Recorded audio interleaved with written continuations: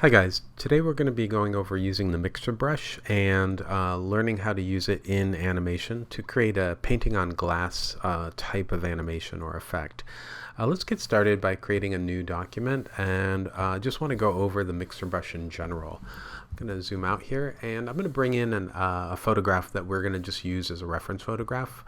On my desktop I have this bright red apple that I downloaded, and it'll be just fine to use today for our work. I'm making it in a new layer, and notice that the layer is a smart layer, so let's go ahead and get rid of that by right clicking on the layer itself with our mouse tool button, and then selecting Rasterize layer so that now it is purely like a pixelated layer. I'm going to take the background layer and just throw it in the trash because I want to see the pixels, and we're going to go ahead and use the wand tool just like we have in the past, W for wand, and we're just going to select the white pixels and hit the delete key so that we don't have them anymore. In fact, I'm going to hit it a couple times to make sure I've gotten as many pixels as possible. Command D to deselect, and now we have an apple, and you can see there's a little bit of a white halo or fringe, but it's not too bad, and this is where we're going to start. So the mixer brush, B for brush, is the tool that's not the brush, but all the way at the bottom it says mixer brush tool. We've been using the brush tool before, and you remember that the way we worked with it was to select a brush itself. We were able to hold the option key down to select the foreground color, and then we were able to paint with that color without a problem, as you can kind of see here. Now with the mixer brush it's a little bit different, so let's go ahead and switch it to the mixer brush, and let's just pick an actual mixer brush that will allow us to use some of these features. So the one I would like you to pick is in the wet media brushes, and it's called Kyle's Real Oils 01.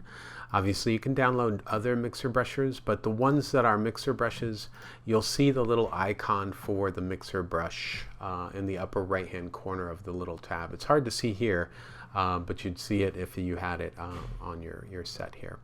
Anyway, at this point, if we were to paint with this brush, you can kind of see there's not much difference, different shape dynamic, but that's because we haven't used any of the features yet. We can still sample and work with the brush, but you're already starting to see that when we get close to another color, there's some blending that happens to occur, and this is by default the custom settings for this brush itself is this mixing kind of color.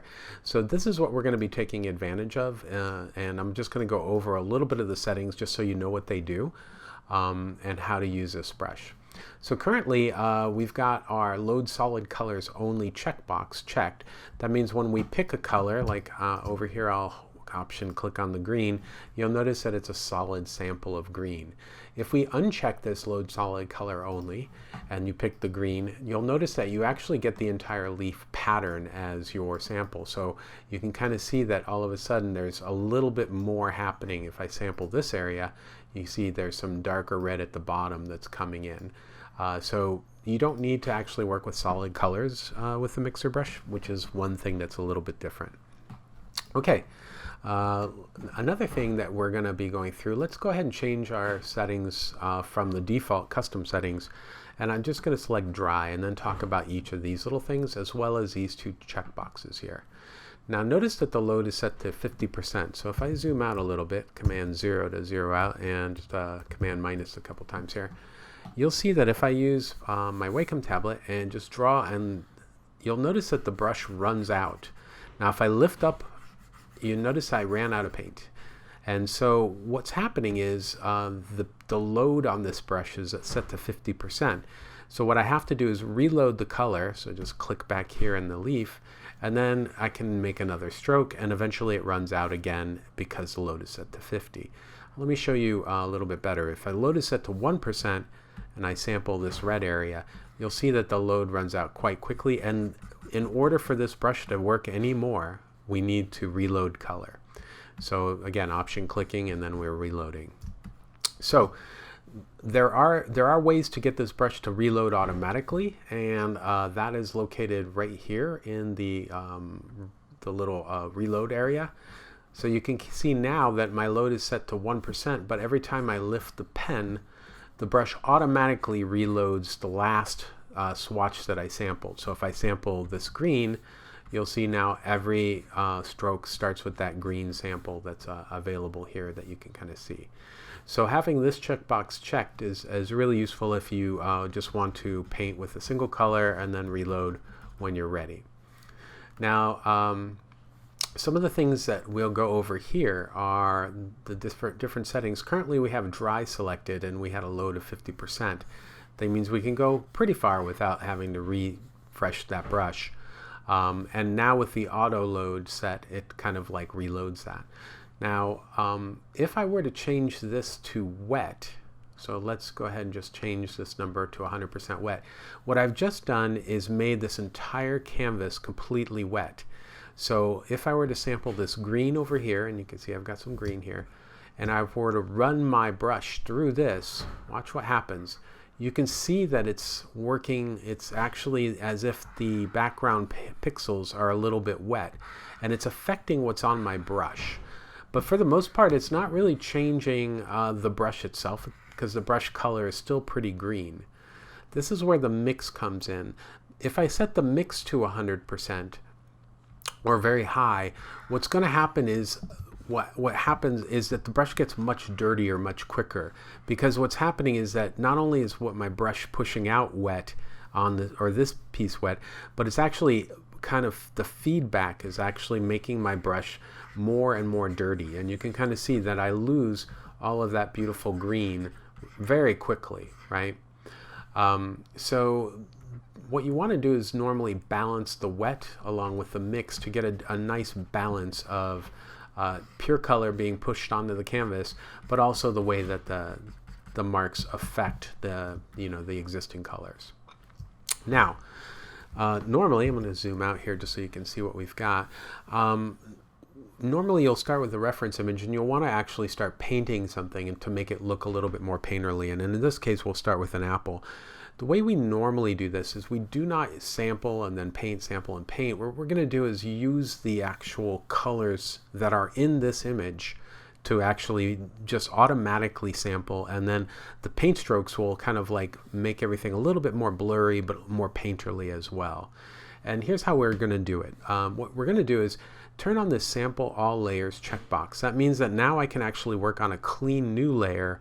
As long as I see this image underneath, it's actually going to be able to sample from this but not paint on this and destroy this apple. I'm going to hit the plus button to create a new layer, and I'm just going to call this paint. And now it is ready to be painted on. The next thing I want you guys to do is turn off this this box so that when we run out of paint, in which case we've got our load set to 50, but it's obviously not running out of paint, but we're not going to be actually going back to that original load. And finally, there is this ability to clean the brush. So if we clean the brush here, you'll see that it'll pick up the paint that we're touching, but notice that all we have to do is clean it, and then we're starting with a clean brush.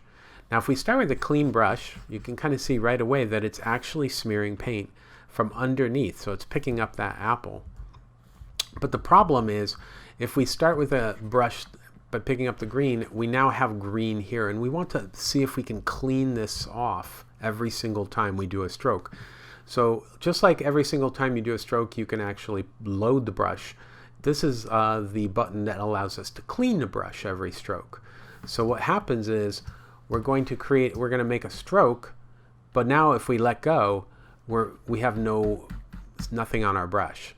But if we start again, it's sampling because of the mix and the wet functions here. It's sampling wherever we touch, but as soon as we let go, there's no color. So that means that every color we're going to get something based on the image. And remember, we're not actually painting on the apple. The apple itself is being untouched.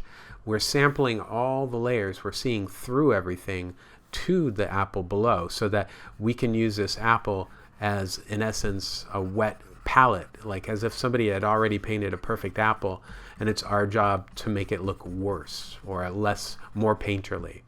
And so you can see what's going to happen is that you're going to take that apple as a basis, and then you're just going to paint on that layer. So just for fun, I'm going to zoom out so you can see. I'm going to select everything, Command A, and hit the delete button, so kind of starting back to where we were on our paint layer.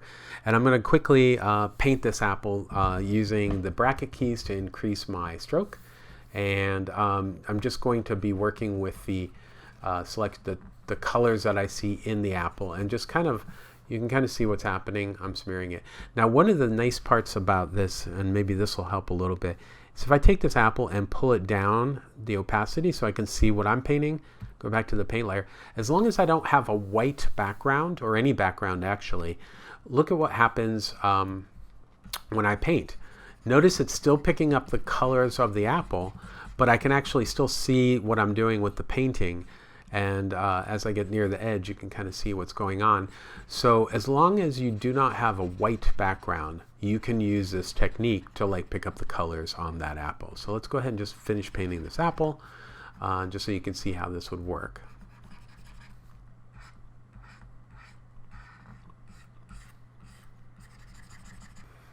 Okay, so we're back, and as you can kind of see, if I turn off the apple, there are still some issues with being able to see through the apple, but at this point I could go ahead and turn on my sampling and do a little bit of sampling and painting with the sampled colors, just like we would normally have done with the brush layer if we wanted to.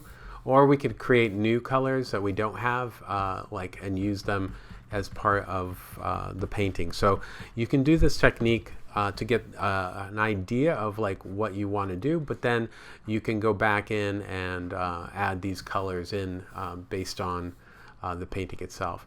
The most important thing is just making sure that you pick up all the areas that you missed by going over it, and just kind of getting that done. One nice way is to create a layer, filling it with a color like black and putting it underneath the painting, and you'll know right away if you see any issues with that. So you can kind of see there's a little bit of issues here, and then you can turn it off and go back to painting with the brush. And again, I'm sampling and painting.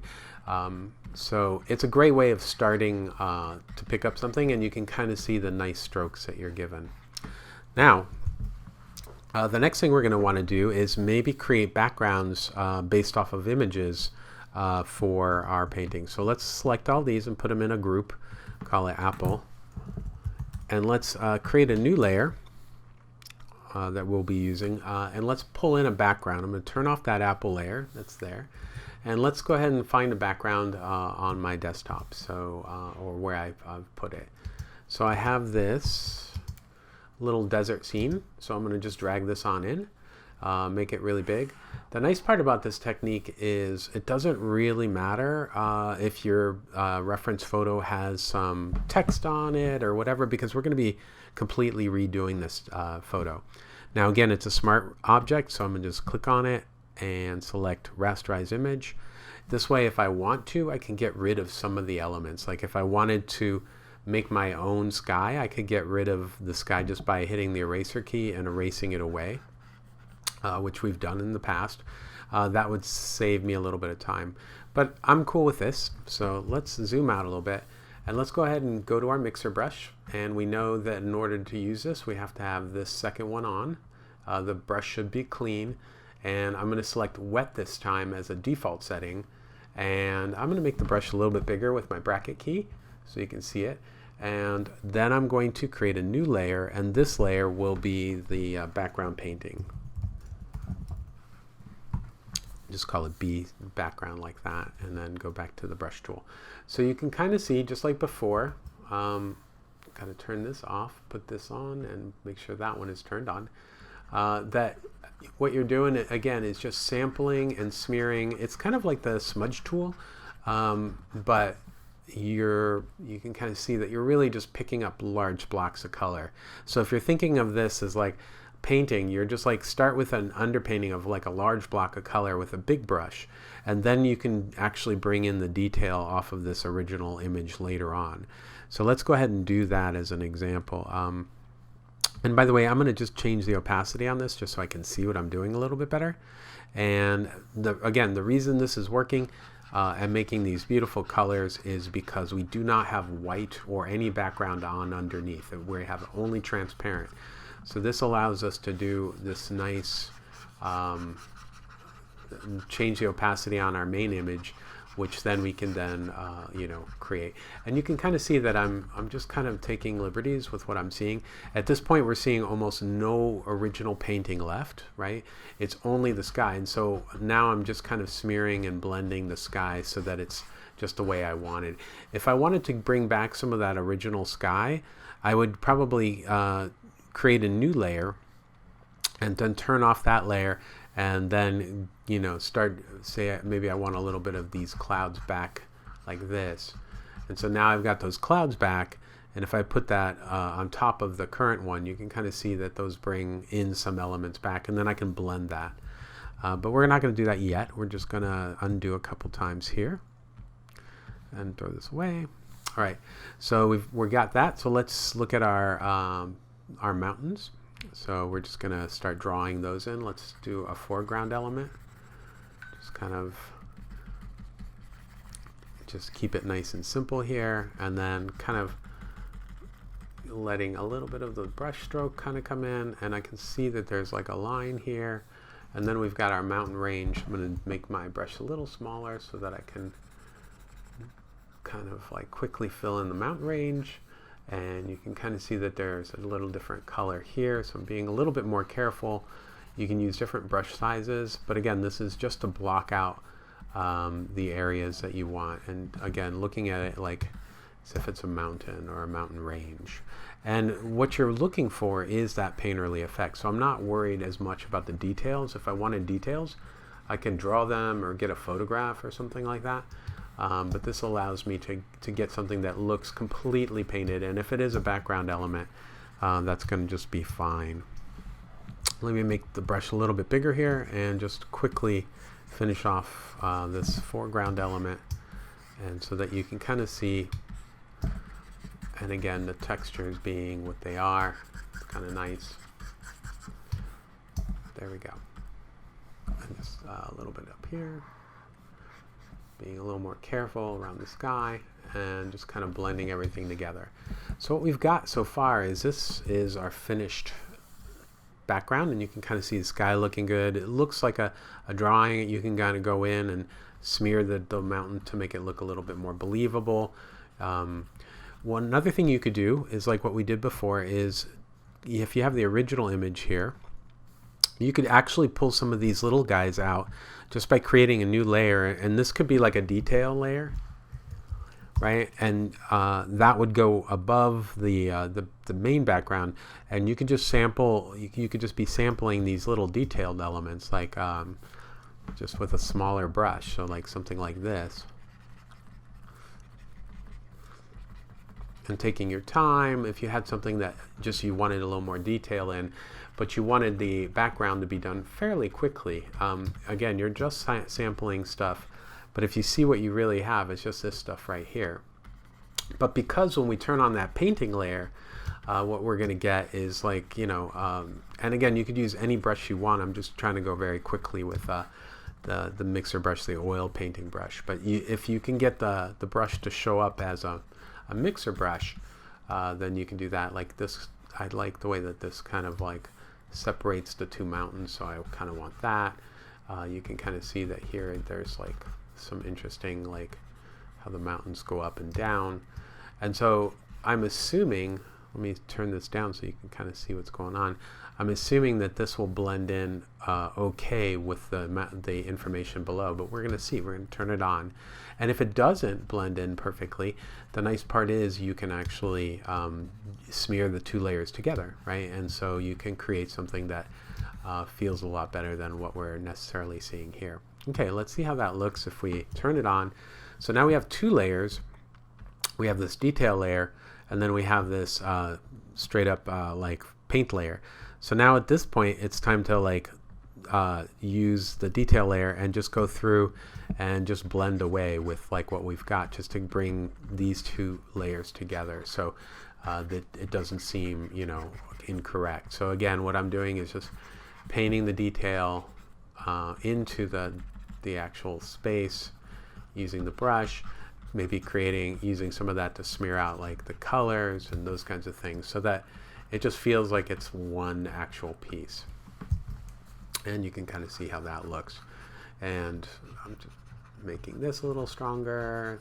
So, and you know, you could take your time. Different brushes are going to give you different aesthetics, right? And so this way, you've got the main underpainting, just like you would normally paint, and then you can be painting in these little things. And remember, at this point, you could go back, turn off the clean brush icon, and the reload you could turn on, sample stuff, and then paint your own elements in, right? Because at this point, it's like, you know, you know what you're sampling, and you can just kind of add these in so that the painting becomes more yours. But you get the idea, right? So this is a little bit how you would do a background. Now finally, the elements that we're going to do next are going to be animated. So we're going to work with animation at this point. So let's take our background elements here and group them together and just call it background. And we're going to turn that off. Let's go ahead and create a new video layer. New blank one, so that we can set our timeline frame rate to 12 frames per second like we've been doing in the past.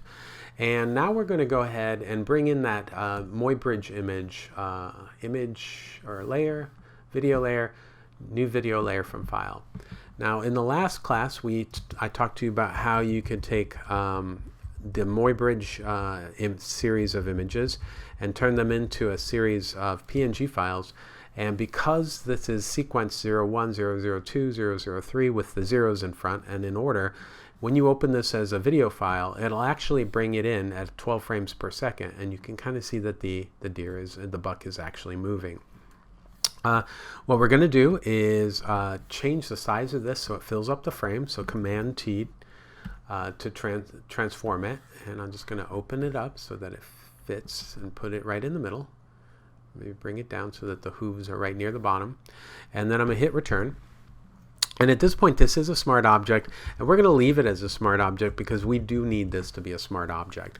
But we don't need to actually draw on it or anything like that. And we don't need to have the opacity at 100%. So we're going to set this at around 76%. And then I'm going to take this video layer that I started with right here, bring in my play range here just so I can see that this in fact is looping as I am hoping. Let's see how it looks. It looks like the deer is running really crazily. Let's see if this, no, we've got that blank frame. So that seems like it's good. So how do you do a painting on glass technique? Well, it's the same exact technique as before. What we're going to do is start with one of our our mixer brushes.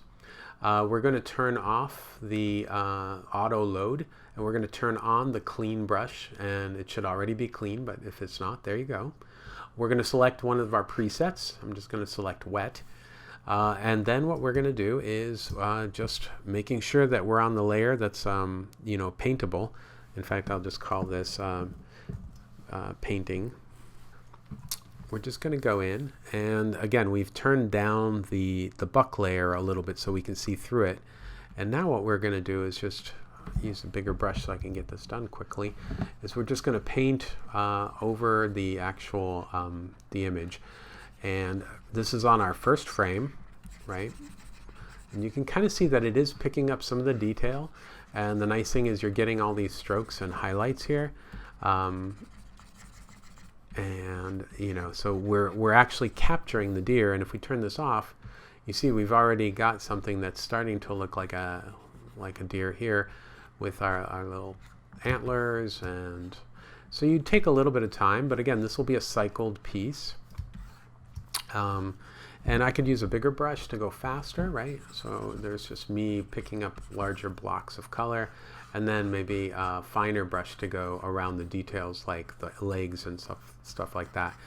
And so what you're going to do is just go through each individual image using the arrow key to get to the next one, and then maybe blocking out large portions ahead of time, and then going back in to get the smaller details. So maybe that's me just blocking stuff in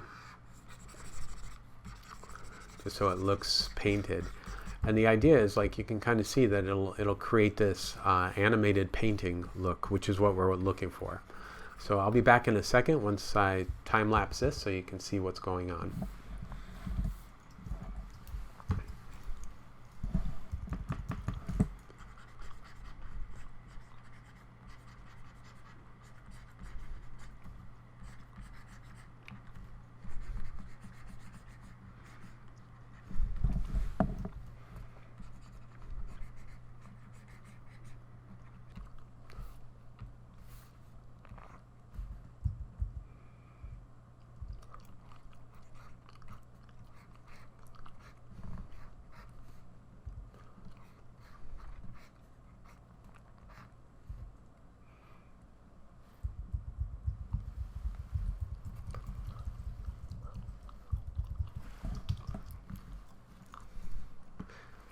Okay, so we're back again, and now we have the deer running. I'm going to turn off the underground layer, and you can kind of see how it looks.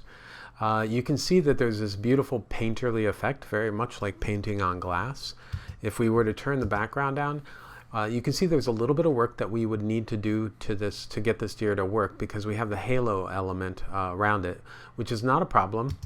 If we know it's going to be on this background, one of the things that we could do is let's go ahead and just duplicate this video layer by Command J to jump it to a new layer. Turn off the original here because we don't want to destroy it, just in case. And what we could do is lock this layer, and by locking it, this allows us to paint inside of the layer like this, but it doesn't go on the outside. As you can kind of see, it's stuck within inside of that layer. So the nice thing when you lock a layer and then you have the background on is you'll see that I can now take the mixer brush and just blend in some of that background, and it won't affect the background, but it is sampling from the background, and it is pulling the it's kind of like pulling things in and out of this space. So with the background again turned on, we're getting that background color to affect our brush, and then kind of reset some of these pixels. So it's not erasing it per se, but it is kind of like smearing things around based on what it's seeing around the background.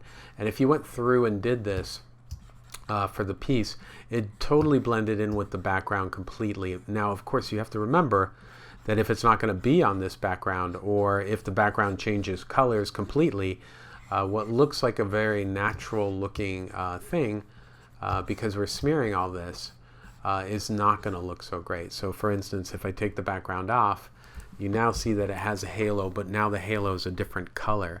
As long as the background is on there, it's not a problem. But again, that's another possibility. So let's see if we invert the background, just so you can see that it really shows up almost the opposite. Just Command I and inverting that. So let's undo that. So that's how you would create. Let's see, just turn this off and make sure that I don't move these guys around too much. And that's how you would go about creating an animated like painting on glass effect. This is very quickly done. I hope you got a chance to understand how the mixer brush works, how to sample all the layers works. There's plenty of other video tutorials out there that kind of go over the mixer brush in more detail. And there's a ton of other brushes. All we have been working with so far is Kyle's Real Oil number 01. But you can download all kinds of beautiful mixer brushes with bristles to make this, to really sell this whole thing. Okay, I hope this helped a little bit, and we'll see you in class.